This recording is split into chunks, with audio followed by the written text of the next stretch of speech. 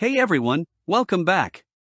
Want to translate Q'eqchiʼ text to English or another language? You're in the right place. Today, I'll show you some quick ways to translate whole websites or just a few lines of text. Let's get started.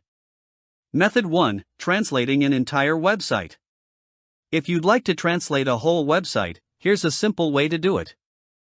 Open your preferred web browser, like Google Chrome. Head to the website you wish to translate. In the top right corner, click on the three vertical dots. In the drop-down menu, select the Translate option.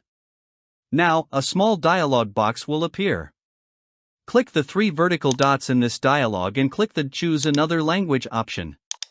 And choose your desired language from the list. And just like that, your website is translated.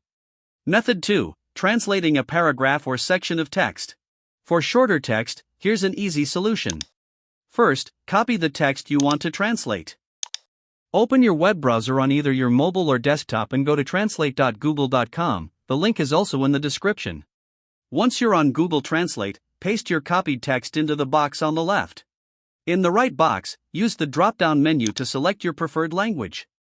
Your text will be instantly translated, and you can simply copy the translated text for your use.